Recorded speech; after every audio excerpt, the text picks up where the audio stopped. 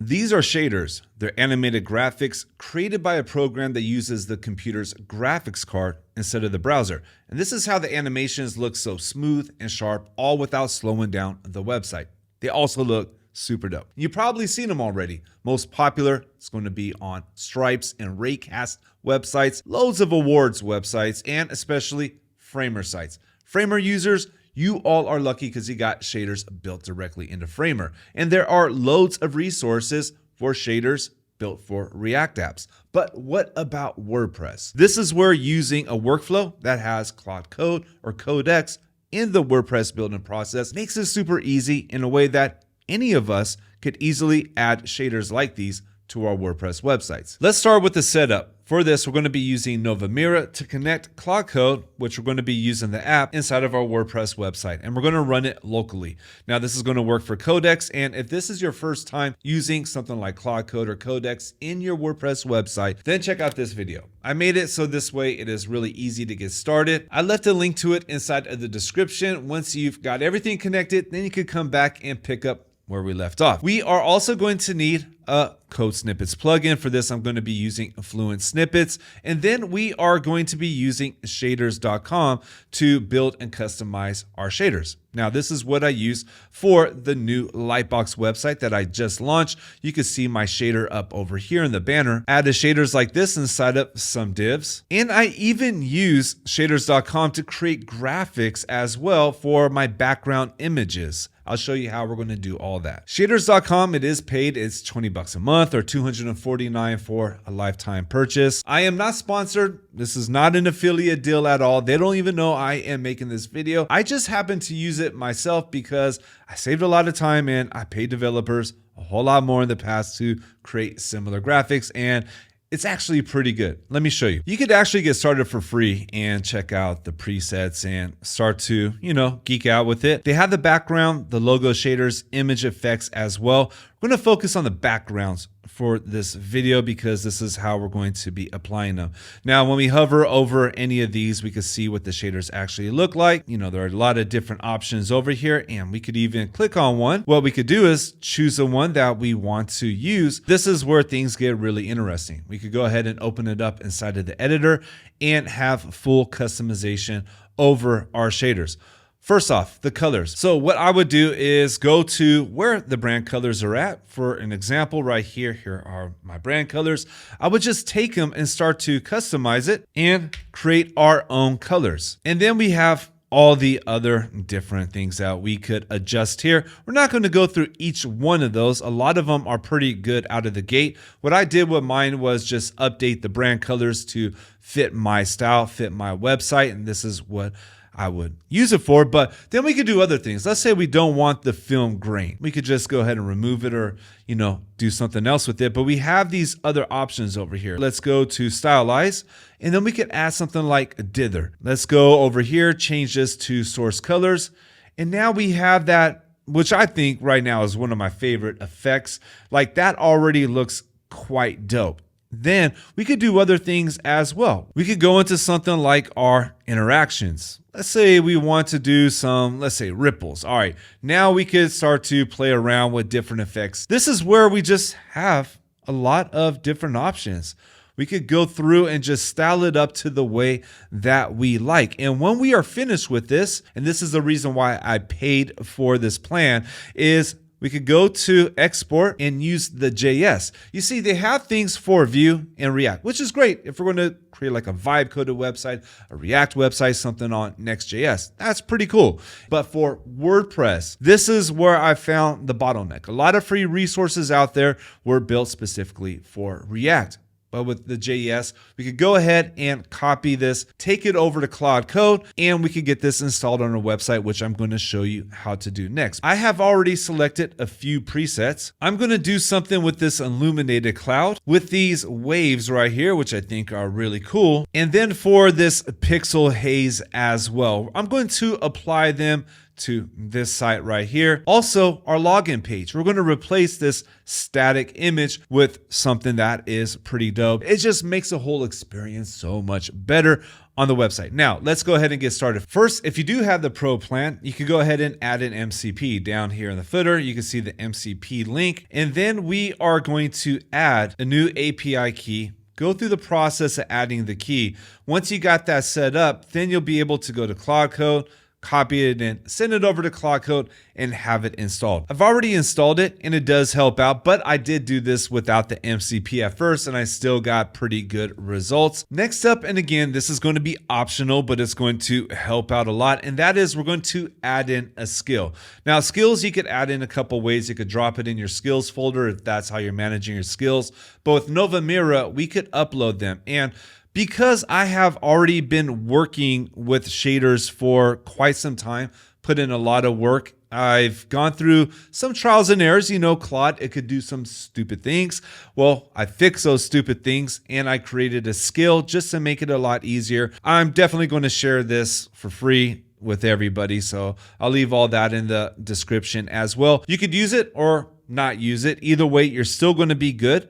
Let's go ahead and open this up. Now, to start off my session, I am going to ask Claude to start the session by checking the connection to the Nova Mira MCP, shaders MCP, and the shaders skill inside of Nova Mira. Now we're ready to add it. First, let's set up our Bricks website. You're going to do the same inside of Elementor or any other builder or Gutenberg that you're using. I'm going to go over here to edit with Bricks. I'm going to give my hero a class. I've already created a class that's going to be shader host. Anytime we are going to apply a shader, we're going to put it inside of whatever section or div or block that you are using and you want it to be inside of the background of. I'm also going to go into the style, into the CSS, and add in a CSS ID because this is going to target it. Where up here, the shader host, this is going to be global, just targeting and loading the shader onto wherever the shader host is at. And then the ID is going to be very granular, meaning, okay, attach it to this section. And this is important because we're going to tell Claude this. Let's go ahead and save it. This is important as well. Get out of the builder. Do not keep the builder open when you are having Claude work on this, because when you go into the builder and save it, it'll delete it. Make sure the builder is closed. Let's go over to one of the shaders we were just working on. In fact, we'll stick with this one. Let's add this to our banner. To do this, we're going to go to export. We're going to go to JS and we are going to copy this code. Now let's go back over to Claude and let's give it some instruction. Let's start by creating our first shader. First, set up Fluent Snippet with 2 snippets, one for the CSS and one for the shaders loader that is going to be in the PHP snippet. Once you have that all set up, let's go ahead and attach our first shader to the home page hero. Here is the JS. And now I'm going to paste in that JS and then I'm going to tell it, attach it to the section with the hero shader. Remember, this is the ID that we gave to that hero section. So let's go ahead and run it. It's going to take maybe 5 to 15 minutes. Usually the first time setting it up, it does take some time. Now, while it is setting up, let's go back over here and take a look at the skills. We're going to download it. Let's check it out real quick. This skill already has the CSS snippet and the starter code for our loader, which is going to be inside of a PHP. It's going to be using JS inside of the PHP. Just using JS did trigger errors. So this right here, after going through it several times, this is what I got working where it is repeatable. Now, we could do this on our own without using Claude Code. In fact, when we take a look at the code snippets that it is going to build inside of Fluent Snippets, we're going to see a CSS snippet and a PHP snippet. And once those are done, you could actually just copy and paste it and then take in the JavaScript and you would just copy and paste that into the right sections. And we'll take a look at that in a moment once it's all generated. But another thing that it is going to do, it is going to put in a code widget into the builder. So we'll also take a look at that once it is finished. It just finished. That took about 5 minutes. Let's take a look. I am going to refresh and we can see now it is working. So it went pretty quickly. Now, I do need to say that if you are not using the skill that I created or the MCP, you might have to go through a few rounds with Claude to get it working. You know, Claude, like I said, it could do some stupid things, but it will correct itself as long as you keep guiding it in the right direction. And if you're using something like Elementor, then you're going to want to tell Claude to update the skill for Elementor, and it'll do it. Again, it'll take about a good 3, 4, maybe 5+ rounds of going back and forth. But with the skill in MCP, we do get a good start. Now let's go in the back end and take a look at how all this works. Let me refresh. Okay, we have our CSS, and this is a regular template that I use. And I've added this template actually into the skill. But you could go ahead and just copy and paste this template into your own snippets. So if you don't want to use something like Claude Code, you can do it yourself. Same thing with the loader PHP. And I am going to be sharing all this as well. You could take this, and then as long as you know how to edit it, well, you could go back, grab that JavaScript, and then place it in where it is supposed to be placed inside of the snippet. Now, as we add in more shaders, they are just going to be loaded into the snippet. Now let's go and take a look how this is being loaded inside of Bricks. I'm going to go to Edit with Bricks, and we're not going to see it back here inside of the editor. What we are going to see is this code element that was injected. So this is how it works. We're going to have a code element, and again, if you're using Elementor, it's going to be, I believe, the HTML element is what it's going to be, but basically we're just putting in a canvas right here, and that is it. It is all set up, ready to go. We could start adding more. And this is what we want to see. Now, the first time setting it up, it could take some time, but once it's set up, it becomes so much easier to add more. Like for an example, let's go ahead and add something to this block. I'm going to give this block the class, the shader host, and then I am going to give it a dedicated ID, going over to style and to our CSS. All right, I'm just going to call this one shader CTA. Let's go ahead and save that. Dude, I want to do something with this pixel haze. I think this is pretty sick right here. This will look really good on a call to action. I am going to open this up inside of the editor, make a few adjustments to it. If we're going to put this on a production site, I would spend a lot more time on it. For right now though, I'm just going to eyeball it. And this looks pretty good. Let's go ahead and stick with this color here. I'm going to go to the export. Let's get it set up. Let's add another shader to this block. And this is going to be targeting this ID. And let me go ahead and paste that in. I'm also going to tell it it's on the home page. This way, the more detail we get, it just makes it easier for Claude to look in the direction we want it to look instead of scanning the entire website. Then let's go ahead and copy the code. Here's the JS. And now let's let it do its thing. And while Claude is doing this thing, I'm going to show you just a little cool hack that I found for creating some background graphics. Go here to this little button right here to the image.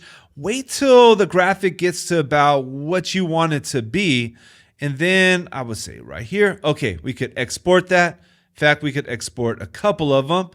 And then let's take a look. Now we have these graphics that we could use on our website. It's just a cool way to create more background graphics. I did that on my latest website and I thought it was kind of dope. Okay, that took 2.5 minutes. That actually was quite fast. Let's refresh it and see how did it do. And check that out. Now we have our shader in the background here. One thing I could have done here was I should have switched it to ultra wide. Now I could go ahead and do that again and just give this to Claude and tell Claude, go ahead and let's update the JavaScript with this new update here. Maybe we're going through and this is too light and we want to change the color a bit and try it out. Well, this is where having something like a component builder like this could really help out. And we just would update the code and then just give the updated JavaScript to Claude. Now, one other thing we can do here is go to Edit with Bricks. Let's go and add in an overlay because maybe we want to put a bit of shade on it to make it more accessible. We could go ahead and add in that overlay and we could add in our colors. I'm just going to put in a dark color here. In fact, you know what I'm going to do is I'm going to create two. This way it's transparent on the bottom. It's going to be solid on top. In fact, that's what I did already inside of my hero. I do have the gradient overlay. That's why it isn't so just bright and in your face. And then another thing we could do as well, let me go back here inside of the background. We could actually put a background image like a fallback. So if there is an older device that can't really view shaders or struggles with them, well, there's going to be a placeholder. And now you can see that it is a lot more subtle, but just it draws more attention to the call to action. I want to do one more because I'm just having fun. I really want to see how this looks. I want to switch this up and I want to add this cloud. Let's go here to this cloud, open up inside of the editor. This time I'm going to remember the aspect ratio. Let me change that to, let me see here, tablet portrait. That's going to be good. And I just want to change that background color because I want it to be light. Okay, that's pretty good right there. Let's go ahead and get that JavaScript ready. But first I got to go to my page, edit with bricks, and I'm going to go to the block that I want it to go behind. I'm going to go to CSS, and this one I am going to call shader login. And let me close the builder. Again, we want to make sure the builder is closed when we have Claude doing any of this. And now let's go get Claude ready. Let's add the next shader, and this is going to be to a different page, our login page. We are going to target this ID. I just find it easier to sometimes type it in. This way we get it right, no mistakes. Let's go and grab that JavaScript, take it back over here. Here's the JS, and let's let Claude do his thing. You see, once we get it set up and going and get past the initial stages of Claude working its way out, get something working, it becomes super easy. Let's see how long this takes. I forgot to give the class, so that's what it's asking me to do. Now, I could have Claude do that, but sometimes it's just so much easier and faster. I don't want to let Claude do everything. We don't need it. We use Claude, I find, or other AI agents where it could save us time, not where it'll cost more, because that takes me literally a second to do, where it could take Claude about a minute to do. So yeah, I went ahead and applied it, and now let Claude continue. And that was Claude just letting me know it's ready to make sure the builder is closed. And it took just a little over a minute to fix everything. All in all, that was about 4 minutes. Let's go ahead and refresh it. And now check that out for a login page. Like, this just adds a bit more of just style and flair, and you can put your own personality into this. I'm digging it. I'm having fun. I hope you could have fun with this as well. Another fun example of how using AI in the workflow could give us creators more to do with our creativity. Now, real quick, before jumping off of this video, there's something very, very important to know about using shaders on a website. Shaders run off the device's GPU, meaning that the more shaders we add to a web page, the more strain that it is going to put on the device that is looking at the website, whether it is a laptop, a desktop, even a mobile phone. This is one of those situations where less is definitely better. Just be responsible and thoughtful of the devices that are going to be viewing your website. Well, if you do have any questions, definitely leave them inside of the comments. And if you did have fun with this, find value in it, then don't forget that good YouTube stuff. You know the deal, like and subscribe. I really do appreciate the support. Thank you for watching. I'll see you in the next one.